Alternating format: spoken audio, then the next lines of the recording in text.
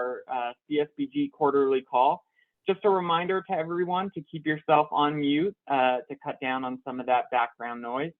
And this call will be recorded so that you can access it later, or your colleagues that may not be able to make it at this time. And the link will be posted to our CSBG grantee resources page. At the start of this call, we would like to make a land acknowledgement. So we've been making these land acknowledgements at the start of our calls and would like to further incorporate them into our processes. And we do this to offer recognition and respect to Indigenous communities, to create broader public awareness of the history that has led to this moment, and to begin to repair relationships with Native communities and acknowledge ongoing effects of colonization. So I'm here in Denver, and am situated on the traditional land of several Indigenous groups that include the Sioux, Ute, Cheyenne, and Arapaho peoples. And additionally, our reach extends throughout the state, covering the traditional land of various Indigenous groups and cultures who have stewarded this land throughout generations and continue to do so. We acknowledge and express respect and gratitude to these people. And we will be sending a bit of information with follow-up information on the call if you'd like to learn more about the Southern Ute and Mountain Ute tribes that are located, that are here in Colorado, and also information from the Colorado Commission of Indian Affairs. With that, I will move into the announcements section. Just wanted to take a quick second to give anybody that has any announcements that they'd like to make at the start of this call. Any announcements from the network? Okay, I guess, and with that, I'll do an announcement on my part. I sent this out information earlier this month or last month, but this is my last week with the Department of Local Affairs and working on the CSBG program. My last day is April 22nd, so it's coming up very quickly. And I wanted to express my gratitude to the network for all the work that you've done over the past 4 years in addressing poverty in your communities. I think we at the state office have a view, and I have a view that, you know, our role is to support that work that you're doing. And so I am grateful to have had the opportunity to be a part of that and to be able to participate in that and to get to know you all through this process. So I just wanted to, again, express my gratitude to you, and also hopefully we will be crossing paths at some point in the not too distant future. And also, you know, have said this personally, but wanted to express my appreciation to the Colorado Community Action Association for their really essential, you know, support that they provide to the state office. So appreciate being able to work with you over the past 4 years and to learn from you and to be a part of the work that you're doing in your community. With that, we will jump into the state office updates. And I would like to go ahead and share my screen to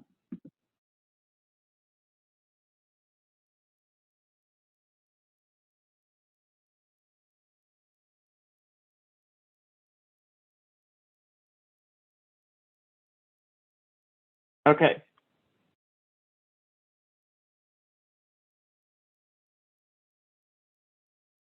Okay, moving into the state office updates, wanted to do a quick recap of the annual report process that we just went through. Thank you for all the work that you did in putting together those annual reports.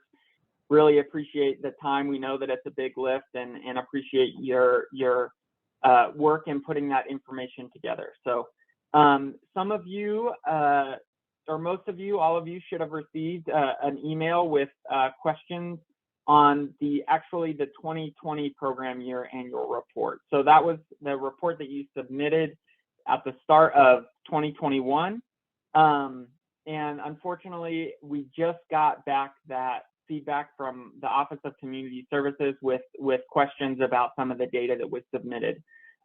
So Alex, those emails would have come from Alex Diaz with items that needed to be corrected. Those corrections should be made in the THO system. You can access the 2020 report by when you're logging in and you hit that first CO report button. It will give you the option of selecting the year that you would like to view. And so in order to make adjustments to that, you will just need to select 2020, and then you can enter your login information and access the 2020 report to make any of the adjustments that were required. We apologize that that is happening so far after you submitted your 2020 reports, but that's when the information came through from OCS.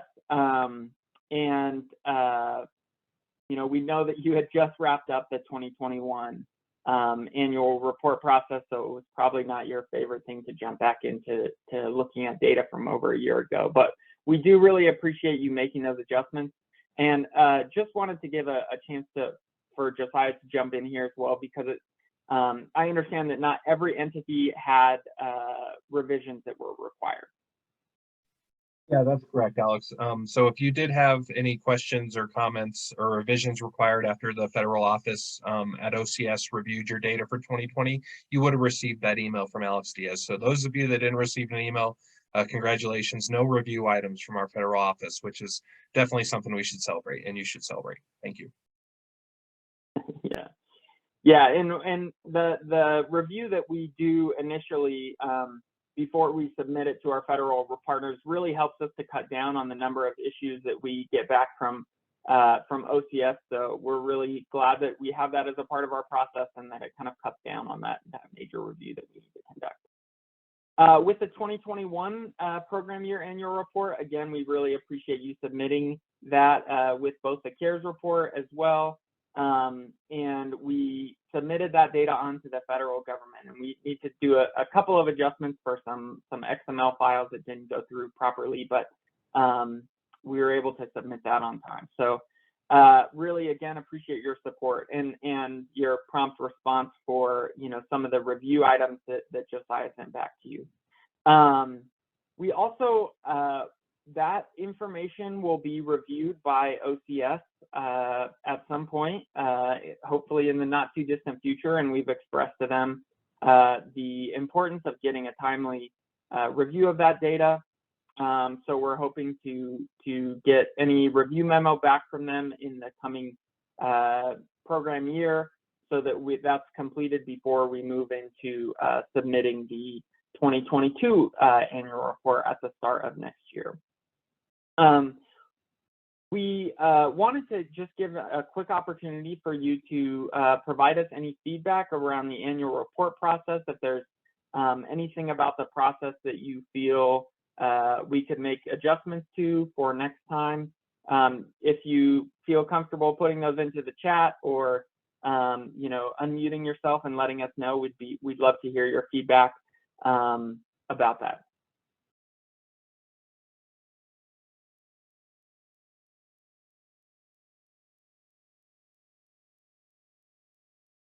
And you can send that through by email to Alex or Audrey if you do have other comments that you'd like to let us know. And we just wanted to talk a little bit about the proposed timeline for the 2022 program year annual report. We are looking at making an adjustment to when that report is due to the state office to give us a little bit more time for the review process, and also to give you, the eligible entities, more time to respond to any feedback or questions that we have. So we're not, you know, getting down to, you know, needing a response back with you within a, you know, a short period of time. So we feel that, you know, giving us a little bit of extra time to kind of work through that process before submitting it to our federal partners would make everybody's life a little bit easier and calmer at the start of the program year. So what we had proposed or what we are thinking about is having the annual report submitted on February 15 to give us an extra 2 weeks for that review process. Last year it was due, or this year it was due on the last working day of February. And so we just wanted to see if that would be an issue for any of you, or if you had any feedback about that proposed, potentially moving that submission date for the annual report.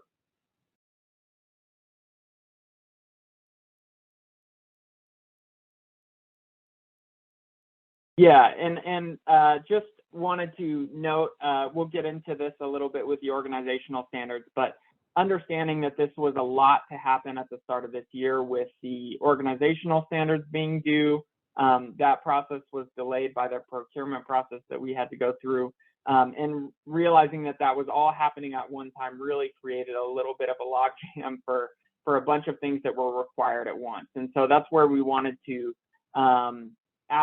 build a little bit of time into that process to give you and us some time to complete the reviews and give you ample time, to take a look at our review recommendations and resubmit.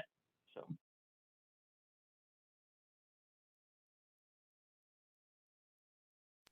Great. Well, did you want to formally poll ahead. folks on whether the 28th or 15th is better, or no?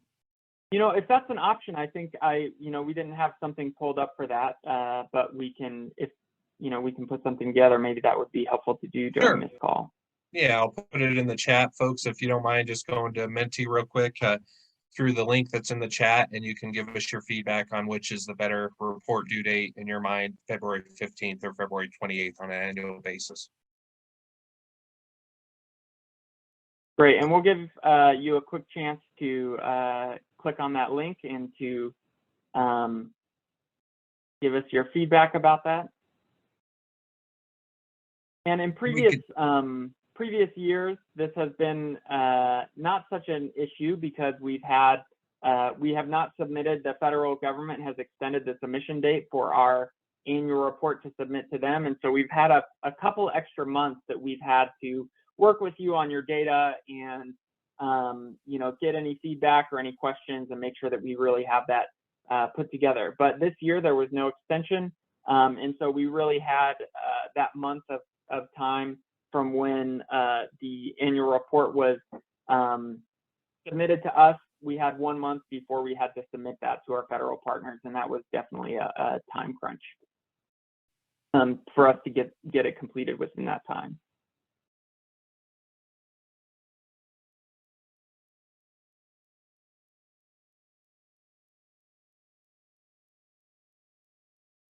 Definitely have results coming in. Alex, did you want me to share my screen real quick, or do you want to circle back? Yeah. Okay. Yep. If you'd like to share your screen real quick, I think we're getting a little bit of information on the 28th, some on the 15th. So, and understand that some of you are working with information from your subrecipients during that time, needing to collect that information during, January and February. So the 28th is better for you in that respect. And so, it looks like, the responses that we've gotten is that it's the 28th. We may take a look. I'll have to talk with Audrey and Alex, and they may take a look at that and see if there's a way that we could maybe have some of those entities that it's direct services that can submit that data earlier, work with you to submit that data earlier, and then some of the organizations that are not getting that data, that need to collect information from subs, being able to do that on the 28th. So, but I appreciate all of your feedback there. It's really helpful for us to know what things are like on your side.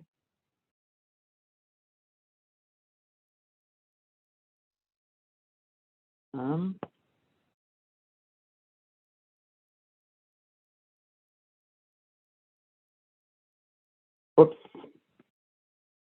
Moving on to the organizational standards, we, with the logjam of the annual report, we have not fully completed the initial reviews, but I know that some of you have received feedback about the annual report and have resubmitted, and we'll be completing those in the next few weeks, so you should have a response for us about the organizational standards, and we'll have a chance to address some of the standards that were unmet. We also wanted to collect information from you through a Menti poll about the timeline for the next submission of the organizational standards. We had initially, we understand that the ideal time is not January, which they were due at this time or this year. And so we're looking at potentially having them due in October, which we had done in previous years, or maybe shifting that to the summer in July at a time, where maybe there isn't quite as much going on within the program year. So if you'd like, there's a Menti poll again in the chat for that, if you would like to go in there and select, the time frame that would be the easiest for you with your, CSBG processes, and then also local organizational processes to complete that, feel free to, we're interested in your feedback about that.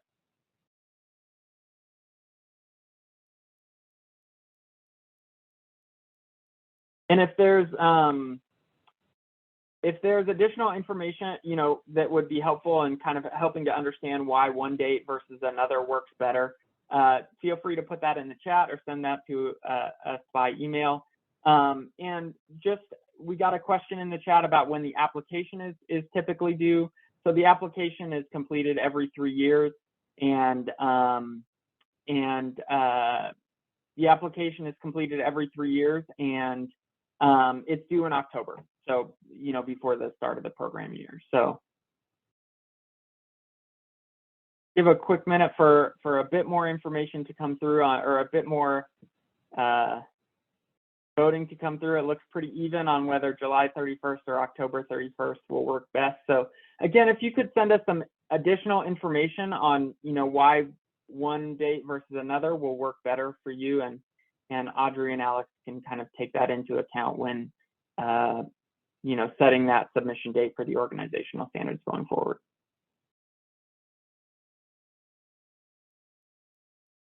Okay. Well, appreciate your feedback on that. That's really helpful for us.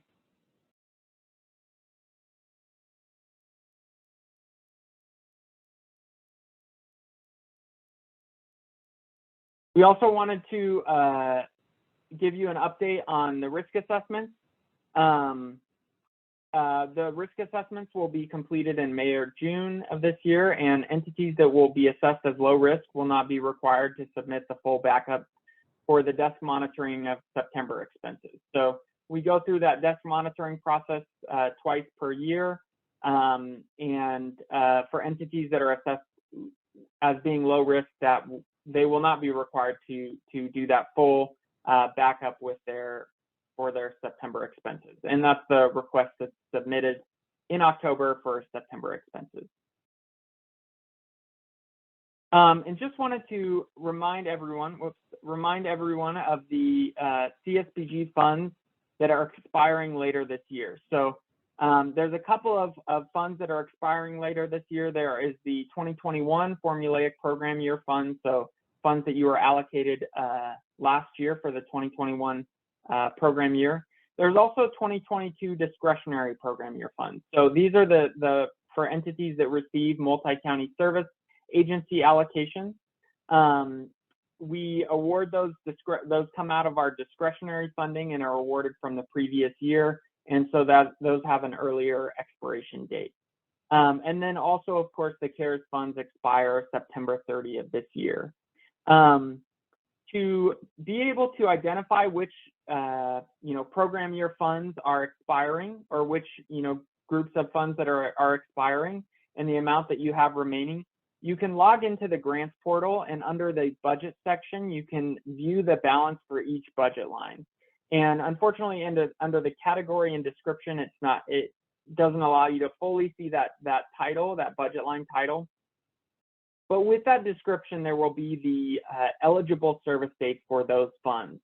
So what we recommend is that you go into the grants portal under this section, take a look at the budget lines that you have funds remaining under, and if you rest your cursor over that description, you'll be able to see the full budget line title and see if those funds are expiring September 30th, 2020 of this year, or whether they extend into the next year. So if you have any questions about that, please feel free to reach out to us.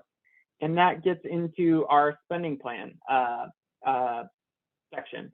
So spending plans are due June 30th of 2022. We're using a little bit of an updated template for that to cover both the CARES and the regular CSBG funds, and we'll be sending this out, following the call, and it will be posted to the grantee resources page as well.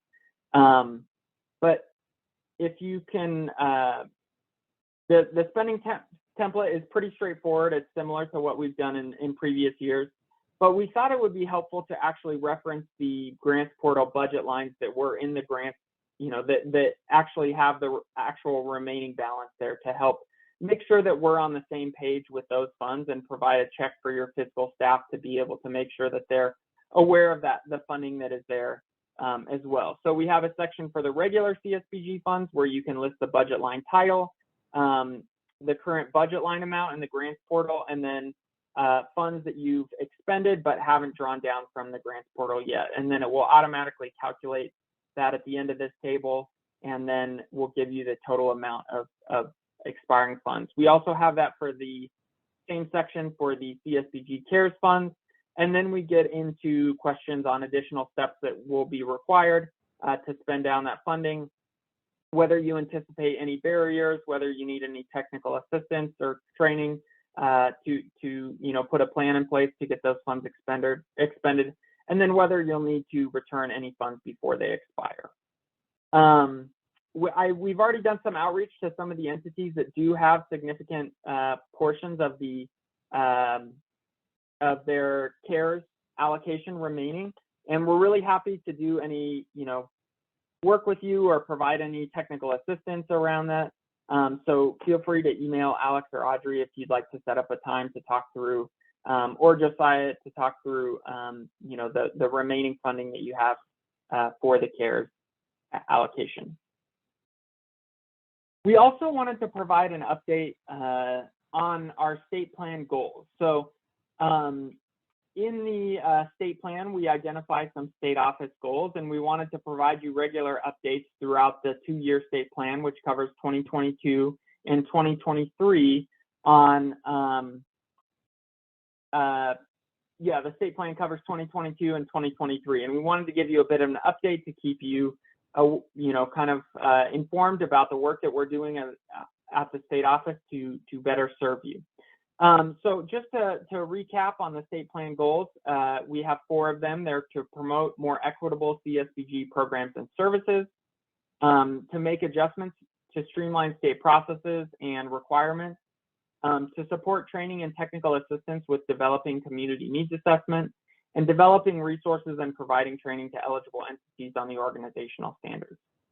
So under that first goal, we have started to do some work with the state office to better understand our role in promoting those equitable CSBG programs and services, and have made an effort to reach out to some of the organizations that are in serving Indigenous populations, and also, of course, incorporating land acknowledgements into our calls. And we are still working to better understand that and to identify how we can really carry that work forward. So we have started some work under this goal, but still have some ground to cover. The second goal, making adjustments to streamline state processes and requirements. We have been going through a really in-depth process to evaluate our monitoring processes and develop our capacity to provide training and technical assistance to CSBG eligible entities on particularly fiscal issues. And so we have made progress on that. We'll be covering that a little bit more over the next few months to really go in depth into what those program changes will be, and some of the ways that we believe we can collect the information on our side that's necessary to make sure that everything that needs to be happening is happening, but also hopefully cut down on some areas where you may have been providing duplicative information, to try to really minimize that. The next goal of supporting training and providing technical assistance with developing community needs assessments, that work is really going to be coming up in this coming year. Josiah will be talking about that in his section, and throughout the rest of the year, we'll be releasing additional information on our efforts there. But we've started the process of putting together the data resource that we developed for the last community needs assessment process. And so we're looking forward to continuing to build on those resources and develop them for the next community needs assessment process. It feels like we just went through that a few years ago, and but it's coming up with new applications being due in 2023. So wanted to make sure that that was included in our state plan. The final goal is developing resources and providing training to eligible entities on the organizational standards. So over the past few years, we've really worked to standardize our review processes and put together documentation for our review process to really make sure that we have consistent requirements for the organizational standards and shifting over to a new vendor for that process. And we'd like to continue to develop outward-facing resources for eligible entities to, including both board meeting schedules and other resources to kind of help you to manage those organizational standards throughout the year. With that, I think that's the end of our state update section.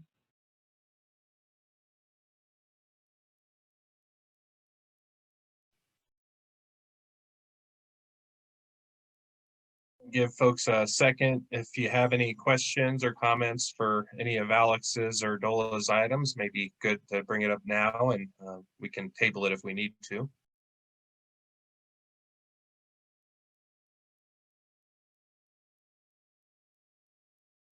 Great. Well, good afternoon, everyone. Josiah Massengale, Executive Director of the Colorado Community Action Association. Really appreciate being with you all this afternoon virtually. Before I get started in our agenda items for our call, I'd like to specifically recognize Alex Versio and his time and effort and the great guidance and support that you provided our network, Alex, not only within the state, and I think you've done some remarkable work at the state office and around the program and really helping to streamline things and make things more straightforward, while also making sure that we're doing all of the necessary things that we're required to do, which we really appreciate, but at a national and a regional level as well. And for those of you that maybe don't get exposed to the regional or national perspective too much, Alex has really become a great expert in our industry and our network, and we're going to miss him greatly. So thank you, Alex. Our first agenda item is what we left off with Alex is the 2024-2026 three-year community needs assessment, community action plan, and application, all the training and resources that are going to go along with this. Just so you all are in the know, Alex mentioned the due date for this will be October 1st, 2023, unless determined otherwise, but generally it is that October 1st. It is going to be for the next three-year program period or contract cycle. So it'll be applicative and in place for January 1st, 2024 through December 31st of 2026. And it really drives the activities that you all, at least initially, are going to be planning to do for that contract period. So it's really important. It's also required by the CSBG Act at the federal level. The federal act requires that DOLA, the state office, receives from each of you, the eligible entities, a needs assessment and a community action plan at least every 3 years. And the needs assessment needs to be community-wide. It needs to be anti-poverty focused and poverty focused, specific to those types of issues. So there are some requirements around that, and I'll talk more about that in a moment. It's a really important part of the ROMA cycle. So not only is it required that we do this regularly in the federal act, but it's also a key requirement of us around our performance management framework, ROMA, where we complete what we plan to do and start to really evaluate that. And so we try to do that annually, but of course, as we move into the next three-year cycle, we really encourage you to do more evaluation. How did we do cumulatively in the past 3 years? And then use that to really jump into the needs assessment process, which will then lead into the planning process, which is the community action plan, which is specifically how you're going to plan to spend your CSBG allocation each year for the next 3 years. So very important stuff. It needs to have your tripartite board or your tripartite advisory committee's involvement. They're incredibly important in this process, and they really need to be integral part of the entire process, not only going through the needs assessment and getting it accepted by them, but also creating the community action plan and getting that accepted by them as well, along with what will eventually be your application to DOLA that you'll do through the grants portal with all of this information. So we'll want to take time to plan out how you're going to involve your tripartite board. And the nature of the community needs assessment, and keeping in mind that it does need to be community-wide and very anti-poverty in general, from a focus, at least initially, we really want to plan out to be able to accomplish this. And we know that it's going to take some time, so we want to start talking about it now, even though it's not due until October 1st of 2023.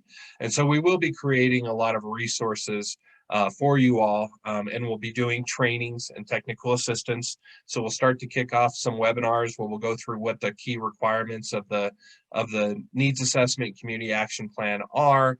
We'll start to provide technical assistance to anybody that needs one-on-one time with us, or in conjunction with our state office partners to go over various parts of the needs assessment, everything that really needs to happen during that needs assessment community action plan process. Those of you that have gone through this before, and those of you that are really required and responsible for the organizational standards, will know that the organizational standards are a great place to go to find what all of the requirements of the needs assessment are. The org standards collectively have all of the needs assessment requirements involved in there, and also many of the community action plan requirements. So reviewing those org standards items can give you a really, really good idea of what is needed to be accomplished during the needs assessment process, the community action plan process, and what data needs to be collected, considered, evaluated, and then used to plan out what you're going to do with it. Want to also remind you all that going through the needs assessment process and the community action plan process, you can support those with CSBG funds. It would be considered an agency capacity building strategy. And everybody went through the report recently. You'll remember in Module 2, Section A, when you report how you spend the funds, if you report spending funds on agency capacity building, the community needs assessment is one of the areas that you can then check as being what you did with those agency capacity building funds. So it is something that you can use CSBG funds for, either internally for staff time and salary, or externally, for instance, through a contractor or a vendor to put together information for you. You'll want to make sure that you make note of that in the budgeting and contracting process for the FY 2023 period.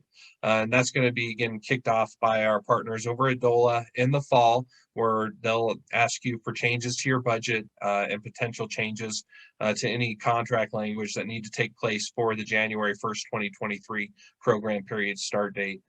So do keep that in mind if you're starting to think about the needs assessment, community action plan process, and you're thinking that it's going to take some staff time outside of what you're maybe usually budgeting around the program costs.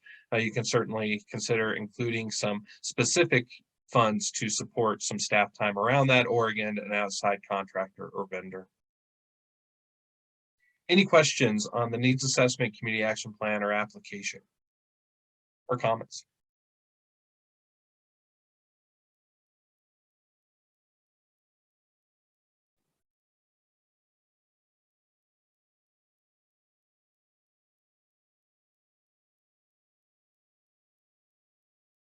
I know it is definitely something that takes up a lot of time and effort, especially on your all end. I can't tell you how appreciative we are of that time and effort. And again, we think this is an incredibly important process and an opportunity for us to go out there and make sure that we're having as great of an impact as possible with CSBG in our local communities. And this is really the start of the process to be able to make that determination. So thank you for all your time in advance on doing that.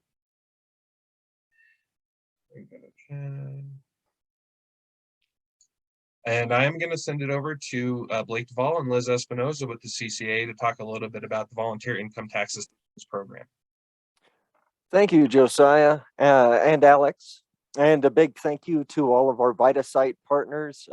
Just wanted to give them a big shout out with the filing season ending yesterday. Great program supporting Coloradans. There will be continued outreach for the Earned Income Tax Credit and Child Tax Credit. So please be on the lookout for that, because that is a focus of Governor Polis and the IRS as well. CCAA will be turning its focus towards next year and looking towards potential new partners. So there's already some overlap between the VITA network in Colorado and the CSBG network, but we would always welcome any CSBG partners if that's another service that they would like to look into. We also have options for potentially hosting a site where the volunteers are already in place, or even a one-time pop-up event. So please let us know if you're interested in being a partner for that, or for the EITC and CTC outreach efforts. And we do have a sort of a brief introductory training as well, a brief little 1 hour presentation that we can give to anybody in any communities that might be interested in potentially becoming part of the VITA program. So just again, another great statewide, nationwide network and program that we like to remind all of you about. That's really a great resource for our clients. So thank you. Thanks, Blake and Liz, for all of your effort on that program. Any questions or comments for Blake and Liz about VITA? While we're waiting for those to maybe come in and chat, or you can raise your hand or chime in, just want to also ask you all to keep on the lookout for any potential volunteers for that program. The volunteers are what make that program work, outside of Blake and Liz and all their tremendous work they do with it. And we need a continual injection of new volunteers whenever possible in all the communities we serve. So if you know of somebody looking to volunteer somewhere and they might be interested in preparing folks' taxes after they've been provided with really great training by the IRS and they're certified by the IRS, please reach out to us. We're always looking for new volunteers and new site coordinators to help manage these VITA sites throughout Colorado. What a wonderful program, and thanks Blake and Liz and all our VITA sites. All right, we're moving on to the Region 8 customer video for our Region 8 conference that is taking place in Breckenridge, July 20th, well, actually technically July 19th through the 22nd. Hope you all are planning on attending. We'll talk more about that in a moment here, but we, just like we did at the 2019 conference that we hosted in Colorado Springs, which seems like forever ago, back in July of 2019, we're looking to do a customer video of Region 8 customers to talk about their experience during COVID and how responses really need to be laid out for us to recover from COVID, particularly with a lens on how agencies and communities and the community collectively can really support low-income families as we move through recovery from COVID. And so just wanted to give you a quick taste of what the 2019 video looked like real quick. Just play a couple of seconds here.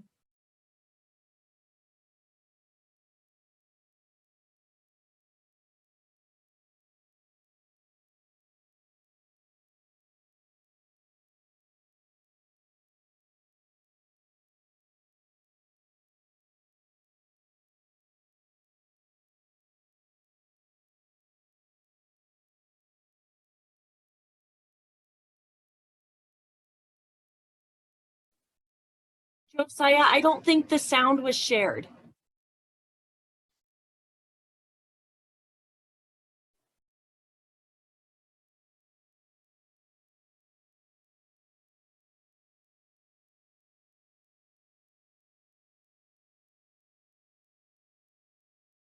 Well, I apologize. The sound didn't work for me. Of course, there's going to be a technical difficulty. I was really getting moved already in the first couple seconds of the video. It's a great video. You can check it out on our website. Go to coloradocommunityaction.org. Go to the conferences and trainings menu, and then at the bottom of that web page, you'll see the video and you can take a look at it. It's pretty quick. We're looking at doing a similar video for our Region 8. We would love to have Colorado customers. So your customers that you folks have supported through the pandemic, that you may be supporting today, maybe not supporting, but anybody that you think would be good, has some good story for us, might have good insight for our network and for all of the agencies that are collectively going to be at the conference. This video will be made available on our website following the conference, so it will be something that the public can view.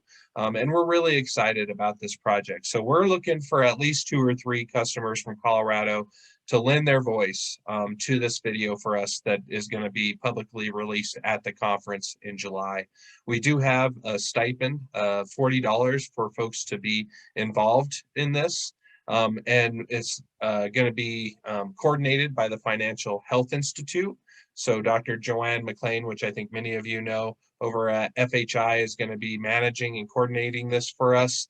She's going to be working with agencies, if need be, to set up a space for their customers to come in and do the interview and record the video, and then they'll be editing the video for us. And again, we'll be releasing it at the conference July 20th. So really excited about this project and hope that we get some really great voices from Colorado along with the rest of the region. And again, encourage you all, if you have any leads for us on really good customers that we should consider and reach out to, please let us know. And thank you. Next item, we wanted to just do a real quick debriefing on the Community Action Partnership Management and Leadership Training Conference that took place at the end of January. Takes place every year at the end of January. This year it was done virtually, but in most years, or all years outside the pandemic, it's in person. Really great training for all community action leaders and executives, board members, etc. The Community Action Partnerships webpage seems to be down today, so I can't bring it up to show you all, but it was a really great program. As usual, really great insight into where community action is headed. Big emphasis on equity and inclusiveness and diversity, which will mirror at our conference as well, and which you saw was mirrored in our state plan. A lot of really great information about how our network responded and continues to respond to COVID and the response and recovery around COVID. For all of you that maybe are looking for ideas on how to spend down CSBG funds between now and September, the partnership has put together a really great document that outlines really innovative strategies that can be put in place to address various types of needs that can help to use CSBG funds in your community. And we, of course, want to use those funds in your community. So let us know how we can help around that. And let us know if you have any question about the partnership or their MLTC. We always encourage folks from Colorado to attend that. Likewise, we want to give an update on the NASCAS, National Association for State Community Services Programs. They're our state office membership organization. They had their annual midwinter conference in February, and it's always a really great conference to attend and get an idea of what is coming down the pipeline from our federal partners. Because NASCAS represents the state office network like DOLA, and DOLA is the one that contracts with the Federal Office of Community Services, the NASCAS conferences are always a really great place to go and hear what our federal partners are really looking forwards to. And again, this year, it was that for us with a heavy track of Federal Office of Community Services updates, and they were really good. I think what I heard from our federal partners primarily is they're looking at really engaging the network around issues of poverty.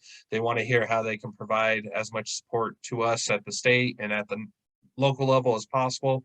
And they, of course, as always, want to know what the impact of CSBG is. And that's one of our main concerns too. So we see eye to eye on that.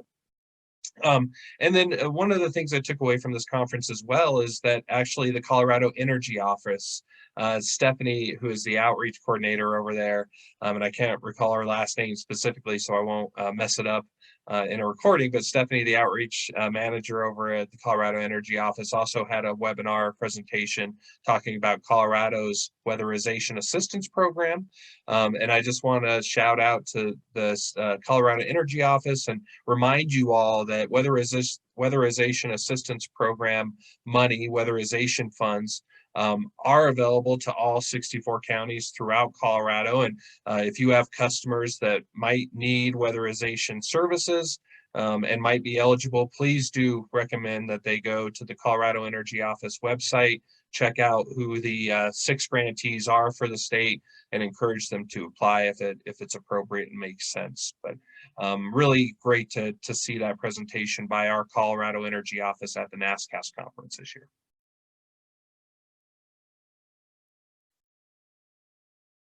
We do have some special trainings that we are starting to get out there. Hopefully you all received an invite to our May Introduction to Roma virtual training. It'll be taking place over the last 2 Wednesdays of May and the first Wednesday of June for 3 hours in the morning. Please do share that with your stakeholders locally. Encourage folks to attend, especially board members if they're available. And we're looking forward to a really great turnout for that May Roma training. We'll probably look at doing another virtual Roma training sometime in August after we get through the conference in July. We're also lining up a couple other special training webinars for you all to take advantage of. You should have received an email last week regarding a Civil Rights 101 training. Again, we're going to partner this year, just like we did last year, with the Department of Regulatory Agencies, or DORA, at the state level. DORA has a civil rights division that provides education and training on civil rights.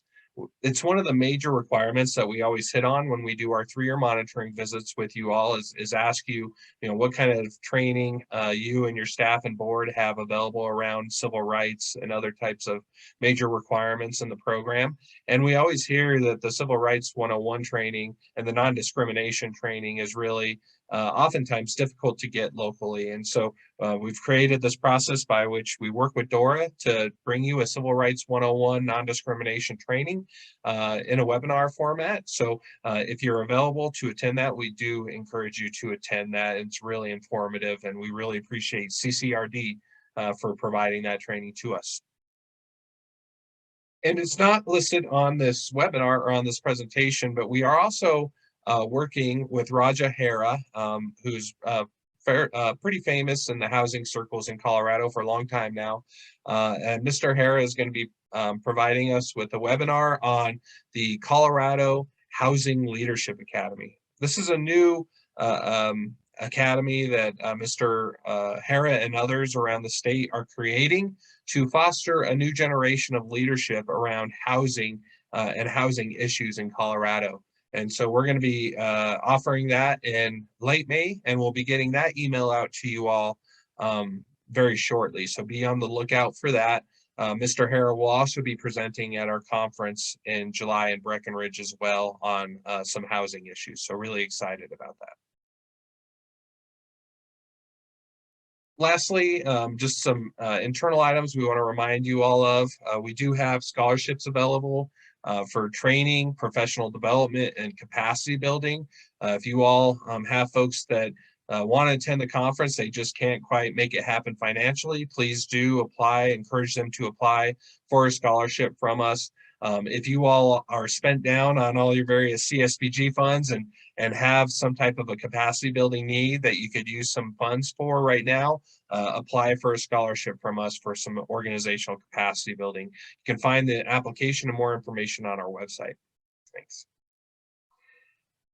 As always, we really are encouraging folks that are looking to get certifications that are applicable to community action involved, and we always prioritize scholarship funds for those certifications. So things such as becoming a Roma trainer or Roma implementer, if you're interested in the Certified Community Action Professional certification, which we only have 2 of in Colorado, that's really great, as well as going through other train the trainer certifications such as the poverty simulation type of train the trainer. So a lot of opportunity out there for scholarships and professional development and other certifications.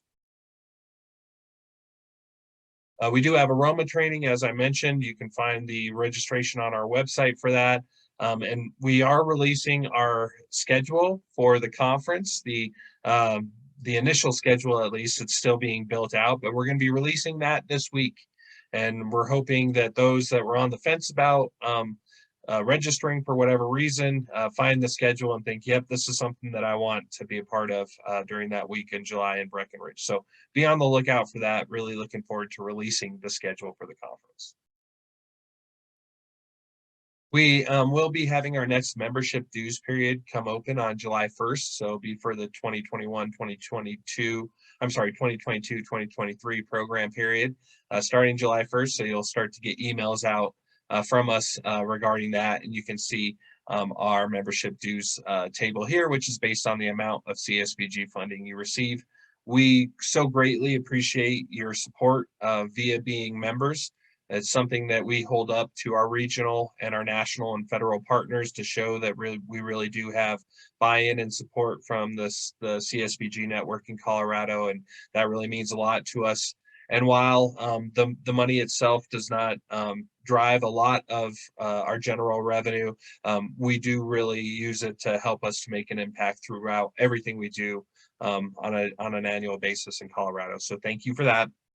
We do want to remind you that if you have subrecipient agencies that you contract with CSBG, we encourage them to become members as well, and we encourage them to use the same table that you all use as well. If an agency is interested in becoming a partner agency, does not receive CSBG funding, we do have a membership level for that as well. And if you have low-income individuals in your community, tripartite board members that are interested, that want to become members, we have a free option for those folks if they would like to take advantage of that. So again, always really appreciate all of your support through your membership. We have some national trainings coming up that we want to remind everybody of. If you have some staff that are looking for training, especially specific to community action, these are really great opportunities. CapLaw is our legal representation membership organization out of Boston.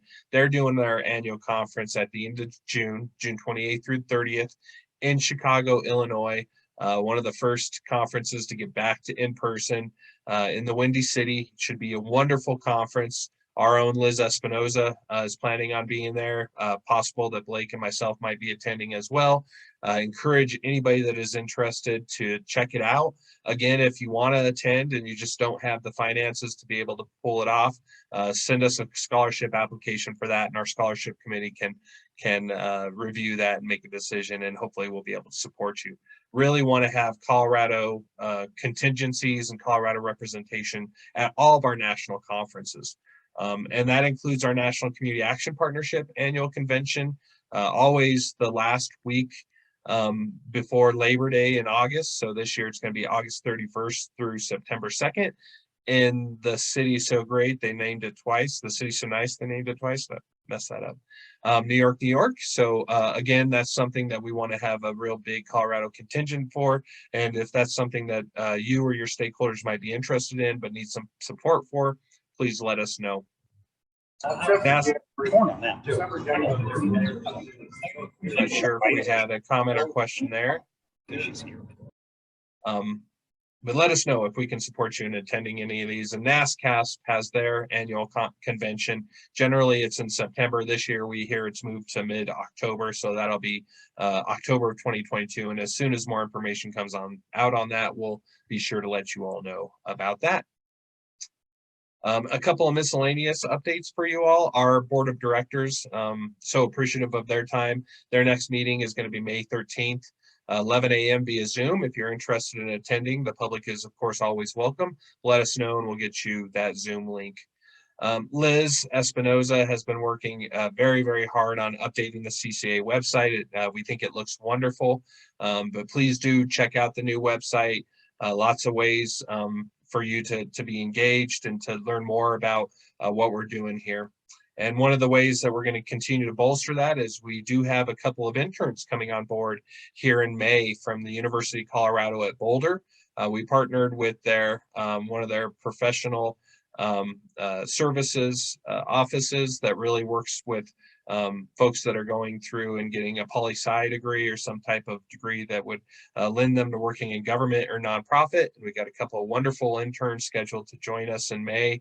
They're going to be working on social media, on communications plans, on our website, on marketing and outreach. And also working to document and really pull out some success stories that we've seen across our network over the past couple of years.